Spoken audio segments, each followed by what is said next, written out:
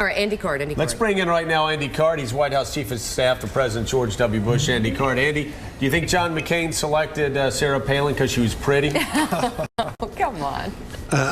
He selected her because she could motivate the base, excite people, and introduce women to participating in the process that really did not receive an invitation during the Democratic primary. So I thought it was a pretty exciting choice. But, you know, this is about John McCain and Barack Obama. John McCain is the one that people should start now paying attention to what it means to be president of the United States. Let's stay on Sarah and John Palin McCain first. is the one that can do the job. Before we go over to Obama, let's talk about Sarah Palin, a couple things. First of all, David Brooks of the New York Times, Republican, calls her a cancer on the party.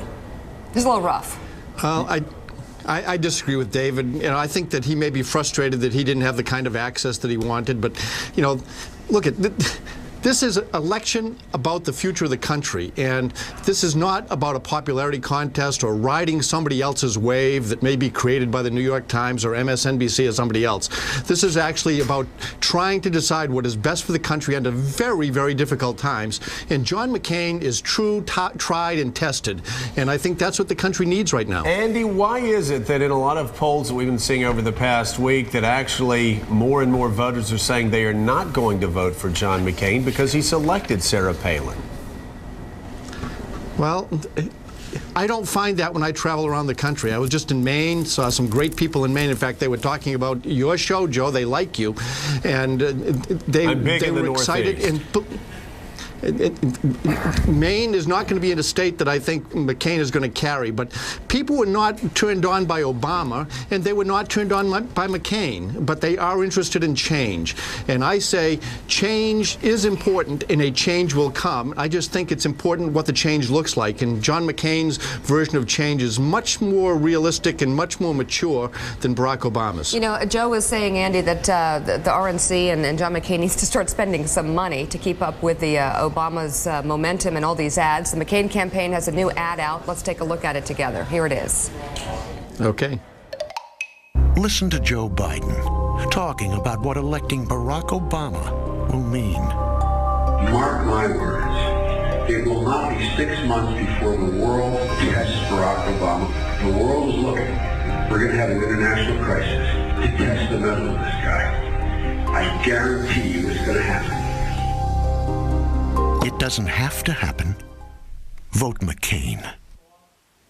There's no Daisy in that ad, but it's pretty damn effective, Andy. There's going to be heavy rotation on that. But what if you're talking about foreign policy issues when everybody else is concerned about their pocketbook? Well, the number one job of president is actually to protect the country. That's what the oath of office says.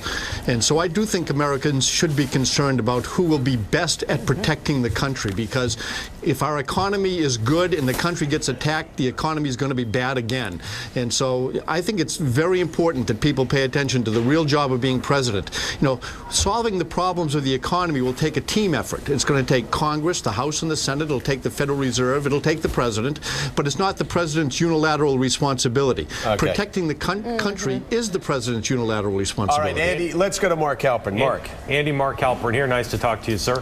Can you explain why your friend President Bush is not out campaigning for John McCain and for congressional candidates around the country?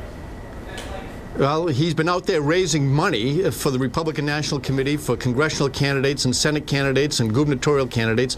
He's been very, very active to help bring in the resources that are necessary for the party to be viable. But the president's not popular. The president's not popular? The president is not popular.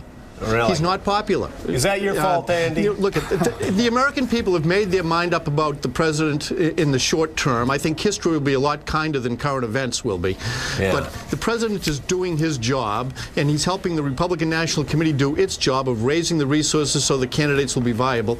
But this election is not about George W. Bush. Andy, we got to go. Is about the future of the country. I agree with you. I think history is going to be much kinder to President Bush, especially in foreign policy, than the polls are right now. But when did it turn?